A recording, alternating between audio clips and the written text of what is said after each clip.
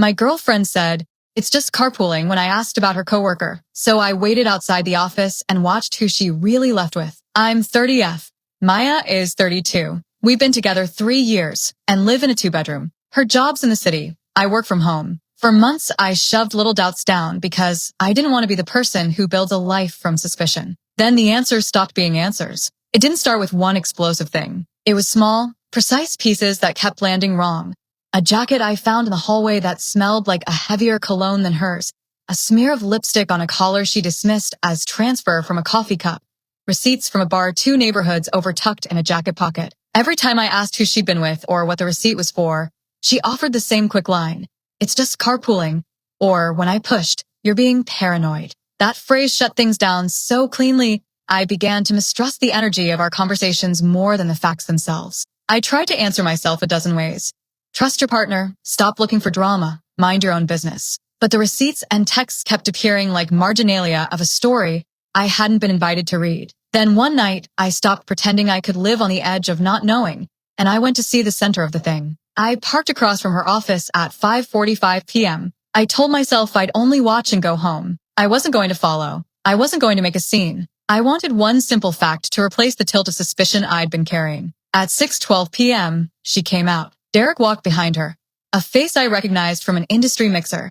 The kind of coworker people swap knowing laughs with. They reached the curb and, right there, Derek pulled her in and kissed her. It was the kind of quick, practiced kiss you see when 2 people have been rehearsing this privately. She stepped into his car, and they drove away. I drove home like a person whose head was full of a single bright thing. She came in hours later and said traffic. She said the carpool ran long. When I said what I'd seen, she asked if I was sure, and then sighed and said, "Okay, there's been something." The confession was small, messy, and filled with shame.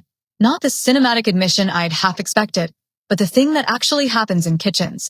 Halting, ordinary, full of apologies. Update, the next morning. The next morning was all the quiet logistics you don't want to do, but have to. She told me it had been 2 months, that it had started with messages that made her feel noticed when work was drowning her. It went from text to coffee to lunches that ran long, and sometimes ended with a walk to a bar. She called it a mistake and called it stupid. She said she hadn't meant to hurt me, that she'd hidden it because she was ashamed, and because she didn't know how to stop. We did the adult stuff right away. She deleted his number. She disabled the account she'd been using to message privately. We booked the earliest available counseling appointment. I did the practical things that feel like armor, making sure shared accounts were secure, adding alerts to joint cards so nothing massive would go unseen. Those logistics were not the heart of it, but they made the breach slightly less dangerous. Friends texted. Most said, "You okay?" A few messaged versions of "I had a feeling," and a couple dropped off the radar. That ripple, people reshuffling their thoughts about you both, hurt more than I expected. Social circles are scaffolding. When a beam gets pulled out, you notice the wobble. Update, 5 days later. 5 days later, we sat in a therapist's office. The room was neutral and ordinariness forced us to speak plainly. The counselor asked concrete questions. What did each of us need to feel safe? And how at work blurred the lines. Maya explained the way the design team ran. Long hours, praise that felt performative, an industry culture where small private jokes turn into habitual contact. She said Derek's attention had started as a flashlight in a tunnel, something warm in a place that had been cold. She admitted the kiss, and admitted lunches that lasted past closing times. She admitted she'd thought about telling me, and then didn't because she was afraid of my reaction, and because she kept telling herself she could stop. That last bit was the most honest, and the most dangerous. The idea that secrecy becomes inertia. We left with rules on paper, shared calendar access, a requirement to disclose any one-on-one after-work plans, and immediate transparency about accounts and messages. HR at Maya's company moved Derek off the project after someone in their group flagged boundary issues. That bureaucratic move removed the easy contact point and for the first time made the situation feel not endless. Practical barriers matter. At home, the work of it looked ridiculous and small. She left her phone in the other room for dinner. She told me when she had a late meeting instead of letting the carpool, shorthand, do all the heavy lifting. Those are the first hours of repair, boring, repetitive, necessary. Update, 2 weeks later. 2 weeks in, the gossip had worked its way into places I never wanted it to be. A mutual friend sent me a text that read like an apology for knowing something and not telling me sooner. At a small birthday, someone asked Maya in a way that made her flush and then apologized to the room. The social awkwardness was raw and ugly. You don't always get to control how other people process the private things they watched become public. We had a terrible, helpless night where I found an unsent draft on her laptop. A clumsy, raw message to Derek that read like someone trying on a goodbye. She hadn't hit send. That discovery did two things.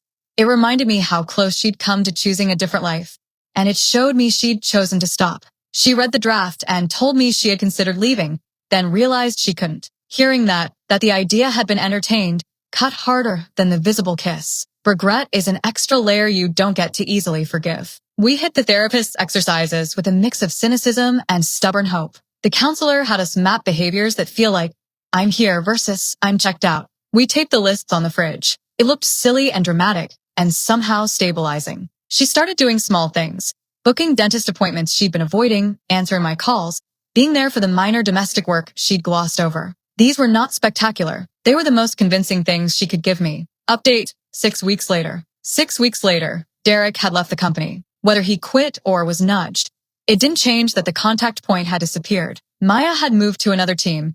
She said the change was her decision, not mine. She'd started individual therapy and was more willing to talk about what made her vulnerable to the attention she'd received. She also apologized to friends she'd misled. We had bad days. A notification at 2 a.m. could still make me sick. I found myself cataloging, small omissions piled into a ledger, and hated the person I was when I did that. We argued about money once in a way that made us both say things we later regretted. Sometimes slipping into the old scripts felt like the easiest thing in the world. But we'd learned how to stop quicker. The counselor had given us a signal word for when one of us felt the urge to climb into accusations. It sounded silly then. It helped. What surprised me most in month 2 was how ordinary repair was. She started answering questions I'd stopped asking because they had become triggers.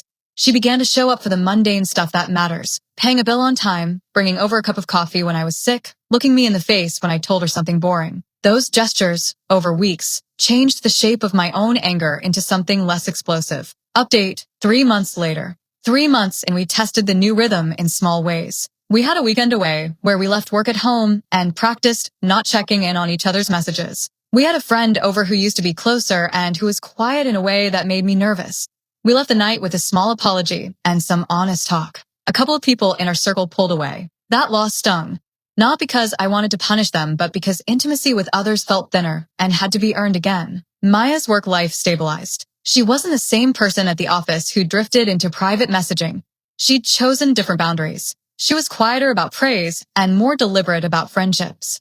She apologized again in small places, to a colleague she'd let draw wrong conclusions, to me at the checkout when we disagreed about splitting a bill. Apologies stopped being a showy thing and became the actual process of showing care. I also had to do work. I went to therapy alone for a few sessions to notice how quick I am to assume the worst and why a single image, a kiss on a curb, became a whole world in my head. The therapist helped me name the pattern. Once the mind is primed for betrayal, it sees evidence more quickly. That didn't make my hurt vanish, but it helped me understand my own reflexes and not always weaponize them. Final update, 4 months later. 4 months after the curb. We're still together. That's the end of the story in the direct sense. We didn't get a cinematic patch-up or a dramatic public apology. We threaded a quieter line through the mess.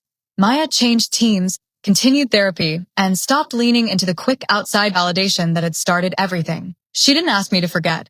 She asked me to let the facts sit while she made different ones. For me, repair has been choosing not to replay the curb as my first thought every time a message arrives. It is boring and stubborn. Weekly check-ins, a shared calendar on the fridge, rules about private accounts. We both lost a few friendships that preferred tidy narratives. We found others who were steady in small, unshowy ways. The image of her stepping into that car is still there.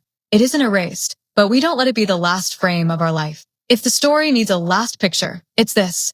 One Saturday we walk to the market, argue for 30 seconds over jam, and then laugh when a vendor gives us the wrong sample. We taste it anyway and decide to buy the jar because it somehow tastes like a little truce. The curve happened. We noticed it, named it, and chose to keep going. That choice is the ending. Not clean, not perfect, but decided.